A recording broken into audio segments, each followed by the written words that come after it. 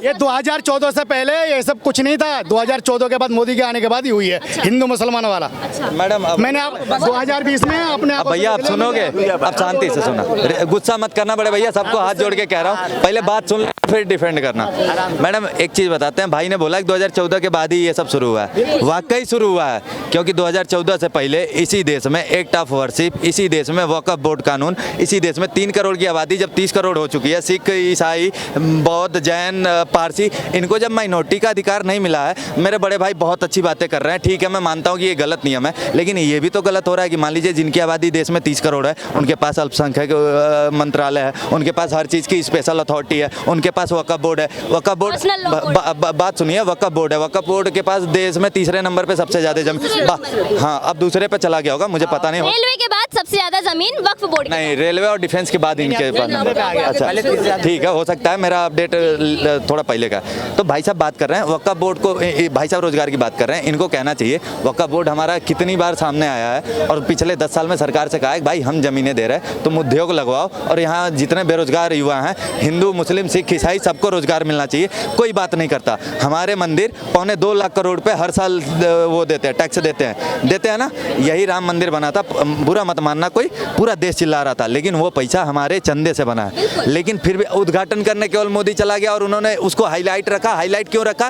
ताकि हमारा वहाँ पे टूरिज्म बढ़ेगा, लोग देश विदेश से आएंगे, हमारे राम को प्रमोट करेंगे, क्योंकि सनातन में राम सबसे बड़े हैं और राम ही हमारे आदर्श हैं और हमेशा रहेंगे, पिछले लाखों सालों से हैं और आगे भी लाखों सालों तक रहेंगे। ठीक है, तो भाई बात करो, विकास पे बात करो, सब कुछ बात करो, लेकिन ये मत देखो कोई पार्टी किसी की सगी नहीं होती है। भैया अगर मुसलमानों को देश में सबसे ज्यादा किसी ने ठगा है तो पिछले 60 साल में कांग्रेस ने ठगा है। ना उनको शिक्षा दी, ना रोजगार दिया, न अच्छे घर दिए, कुछ नहीं दिया। उनको दिया क्या कि भैया तुम उनको, वो तुम्हारे लिए खतरा है तो वो आएंगे तो तुम्हारे लिए खतरा बनेंगे। और हिंदुओं के पास जाके बीजेपी ये कह रही थी, ठीक है, ये इन लोगों ने करा। आज का पता है क्या सीन है भैया, अगर रोजगार चाहिए और सब कुछ चाहिए तो हिंदू भी इकट्ठा हो, मुस्लिम भी इकट्ठा हो, दोनों सरकारें 40-60 के अंतर में हैं। चलो इसी संसद भवन पे जो कानून पास कराना हमारे राष्ट्र हित में हो, दोनों भाई साथ चलते हैं और चल के कहते हैं भैया बात सुनो, राष्ट्र हित का मतलब 140 करोड़ लोगों के लिए जो कानून फायदेमंद हो उसकी बात कर रहा हूँ मैं। बात सुनो, और हम चल के कहते हैं कि अगर तुम नहीं बनाए तो इसमें से जो बाहर निकलेगा, जैसे हमारे भाई बाहर मारे जा रहे हैं भैया, डेली हजारों लोगों की हत्या होती है, हजारों बहनों के साथ बलात्कार होता है, हजारों लोगों के साथ कांड होता है। उस सुरक्षा के लिए आज तक 70 साल में सरकार ने कुछ नहीं किया, चाहे कोई भी सरकार रही हो।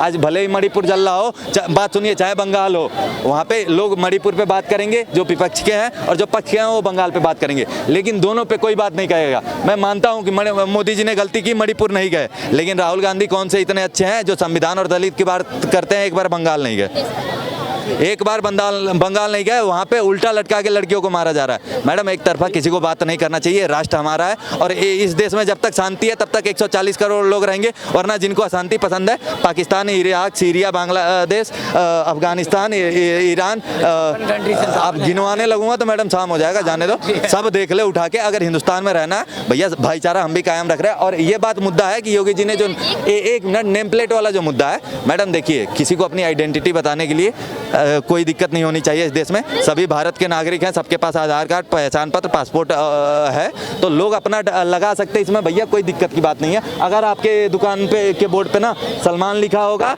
या सरवन लिखा होगा, हमें खरीदना होगा तो हम चाहे सलमान के वहाँ हो या सरवन के। बात सुनो पहले, आप लोग को यही दिक्कत हो रहा है कि हिंदू और मुसलमानों के उस पर वो लग जाएगा और मुसलमानों को इसमें ये लग रहा है कि हम क्यों लगाए। भैया लगाओ, आप इस देश के नागरिक हो। इस देश में अगर कोई कानून कोई स्टेट बना रहा है तो वो 24, अगर यूपी में कानून बना है तो 24 करोड़ लोगों के लिए बना है, वो उसमें हिंदू भी लगाएंगे, सिख भी लगाएंगे, ईसाई, पारसी। बात सुन लीजिए, आप मेरी बात सुन लीजिए। आप बात कर रहे थे कि दोनों समुदाय को भाईचारे से मिल करके राष्ट्र हित में जो भी कानून बने उस पर फैसला दिलवाना चाहिए सरकार के थ्रू।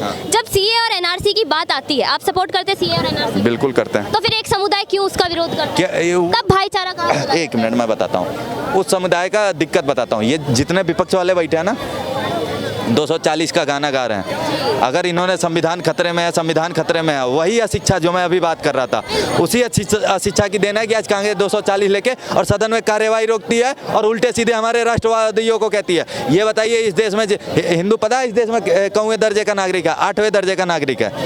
ये हिंदुओं का देश है कि नहीं है? है ना? पहले हिंदू ही है ना, अगर हमारे भाई रहते हैं, हो सकता है पूर्व में गलत हुआ इनके साथ, इनके परिवार वालों के साथ, इन्होंने परिवर्तन कर लिया, हमें कोई दिक्कत नहीं है। आप शांति से रहो, सब लोग मिलजुल के रहो। अगर हाँ, लेकिन अगर हम कुछ नहीं बोलते, और पिछले 70 साल का इतिहास है मैडम, आम आदमी कभी कुछ नहीं कहता, चाहे वो हिंदू जनमानस हो, मुस्लिम हो, लेकिन 20% चाहे मुसलमान में है, चाहे 20% हिंदू में है, ये क्या काम करते हैं, इनको पार्टियों से फंड आता है, विदेशों से फंड आता है। भाई साहब चिल्ला रहे हैं ना मणिपुर में कितना फंड आया, अगर मैं बता दूं, मैं बोल नहीं सकता यहाँ पे कि फंडिंग पे वहाँ पे हिंसा चल रही है, टोटल फंडिंग पे हिंसा चल रही है मैडम, फैक्ट है ये। अगर आप चाहो तो कैमरा उठाओ, मणिपुर जाके देख के आओ। मणिपुर आज से नहीं चल रहा, मणिपुर 300 साल से चल रहा है, पूरे कांग्रेस के राज में चलता रहा है, कोई अभी की बात नहीं है।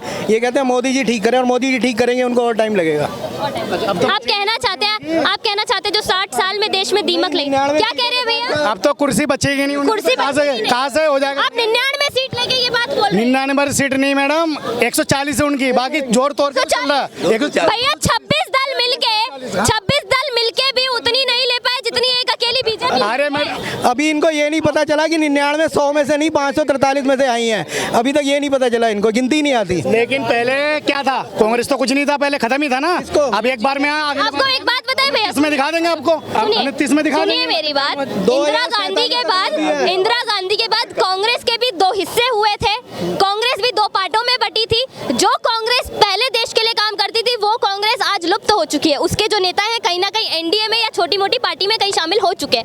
आज जो कांग्रेस है, उसने पिछले 40 सालों में देश के लिए कोई काम नहीं किया है, ना उसे सरकार बनाने का मौका। लेकिन मैडम कांग्रेस गरीबों के साथ फूल दिया है, मोदी ने नहीं दिया है। गरीबों का साथ, अमीरों के साथ दिया, खाली मोदी ने अमीरों के साथ। सुनिए गरीबों हाँ सही, बिल्कुल अंकल जी सुनिए, गरीबों के गरीबों के साथ ऐसे देते हैं। यही विपक्षी पार्टी था जो पूरे दिन सुबह से शाम तक अडानी अडानी अंबानी अडानी अंबानी अंबानी गाली देता था, बकता था ना।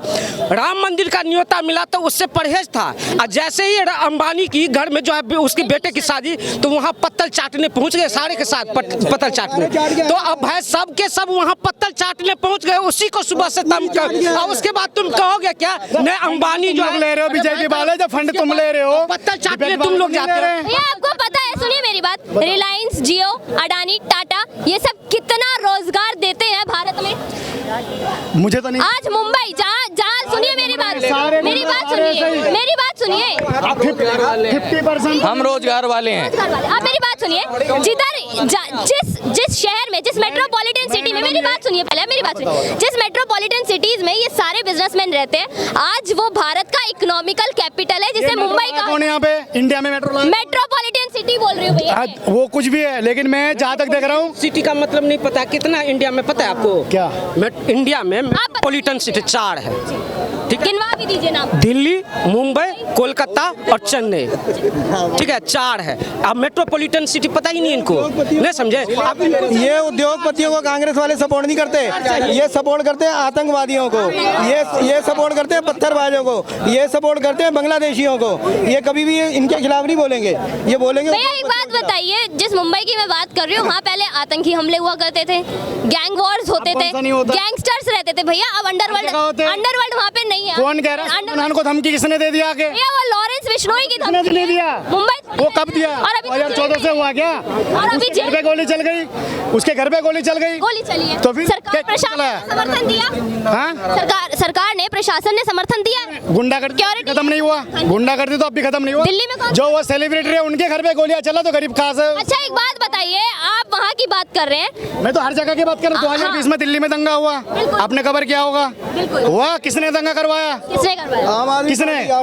कौन कह रहा है? कपिल मिश्रा ने करा, बीजेपी का नेता। आम आदमी पार्टी हमसे पूछो ना, अंदर कौन है? अंदर कुछ भी हो, कपिल मिश्रा ने दंगा करवाया। कोर्ट वाले सही है, मैं करा, भैया यही बात मैं मिश्रा ने करवाया दंगा। अब मैं आपसे एक बात पूछना चाहूंगी। आज 19 तारीख है, सुन लीजिए मेरी बात सुनिए। आज 19 तारीख है, ताहिर हुसैन को तो फंसाया गया है, सही को सपोर्ट नहीं करोगे, बीजेपी के नेता ने करा। पत्थर कहाँ कपिल शर्मा के घर मिले थे? किसके पत्थर कहाँ मिले थे? जबराबाद में कपिल शर्मा अरे पत्थर कहाँ मिले थे? पत्थर रखने को तो कोई भी रख देगा, अपने जान बचाने को तो कोई भी कर देगा, ठीक है ना? जान बचाने को तो कोई भी कर देगा। पेट्रोल पंप कहाँ मिले थे? पेट्रोल पंप नूह में कौन रख दिया था? किसने? बताइए। नूह में किसने? किसने हुआ? क्या हुआ था? मैं बात में जब क्या बोल के जाओगे, तुम्हारा जीजाजी आ रहे हैं तो जीजाजी का स्वागत तो करेंगे ना फिर वहाँ। भैया आज 1 साल हो हो गया है 31 कर रहे जुलाई। थे वहाँ पे। किसने माँ बेटी का हाँ? कर रहा था? क्या नहीं कर रहे थे? न्यूज नहीं देखा क्या? नहीं कर- बेटे का तो न्यूज किसने- भैया मैं खुद वहाँ थी, वहाँ पे सुनिए। लोगों ने यार बहुत बच्चा है, देखा और हमने भी। बिट्टू हमने भी देखा बिट्टू क्या? बजरंगी क्या कहा था, तेरे जीजा जी आ रहे हैं, स्वागत के लिए तैयार रहो। यार हम भी देख फिर हम भी इससे ज्यादा भड़काऊ बातें तो ये करते हैं ओवैसी वगैरह, उनके लिए कुछ बोलो। भाई जो भी फैलाया जाए, धार्मिक उन्माद ना फैलाया जाए। अगर प्रश्न नहीं इनसे मैं गवर्नमेंट से खबर नहीं, बंद करो उसे। जो भड़काऊ भाषण दे रहे हैं उनको बंद करो, चाहे कोई भी होना चाहिए, चाहे बीजेपी का हो या कांग्रेस का हो, उनका बंद करो ना। कौन था जिसको मारा गया? अभिषेक कौन था?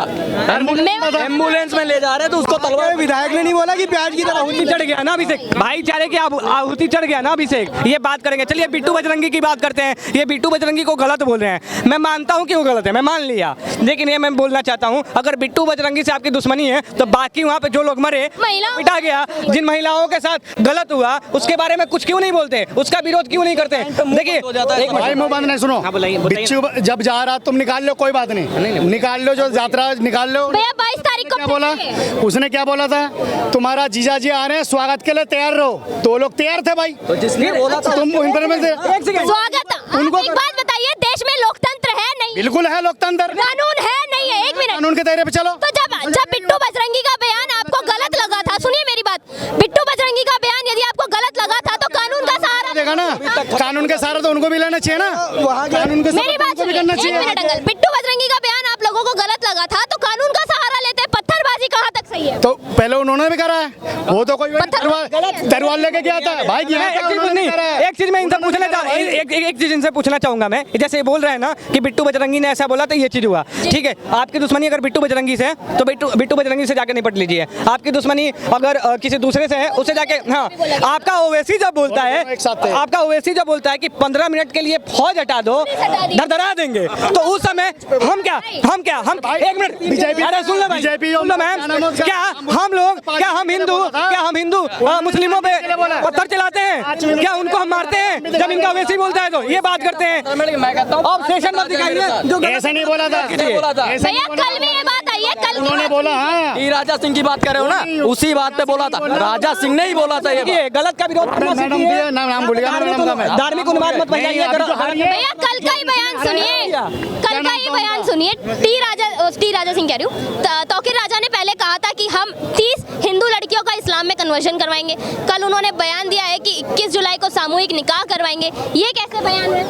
मैंने तो देखा नहीं, बड़े मैं बता आपने नहीं देखा, मतलब किया ही नहीं। सुनिए, मैं बोलना चाहता हूँ, तो मानिए ना कि ये चीज बोला उसने। तौकीर राजा देखिए, ऑन कैमरा देखिएगा, मैंने देखा नहीं। तौकीर राजा को मैं अराजक तत्व मानता हूँ, जो धार्मिक उन्माद फैलाने का कार्य करता है, जो चाहता है कि हिंदू मुस्लिम लड़ाई करे और उस जो आग, जहाँ पे जो आग निकले, उस आग पे मैं अपनी रोटियां सेकूं, यही चाहता है तौकीर राजा। तो ऐसे लोगों को मैं चूतिया करार देता हूँ। अगर पसंद आए तो ठीक है, नहीं पसंद आए तो भी सही है। इंडिया में अगर लड़की मुसलमान है, अगर कोई हिंदू लड़के से प्यार करती है तो राजी खुशी कर सकता है, कोई पाबंदी तो नहीं है, चाहे वो हिंदू हो या मुसलमान हो। हम दोनों का परिवर्तन नहीं करवाते हैं, हाँ? हम धर्म परिवर्तन नहीं करवाते वो तो हैं। उनकी सोच की बात है, नहीं, वो हम नहीं करवाते हैं। तो नहीं करते, नहीं करवाते हम। नहीं करते, अभी भी बहुत वैसे ही एक्सेप्ट करते मेरे हैं, दोस्त यार कर रहे हैं। वैसे ही एक्सेप्ट करते हैं, इस बात को देखिए। फ्रीज ने कैसे बंद किया था?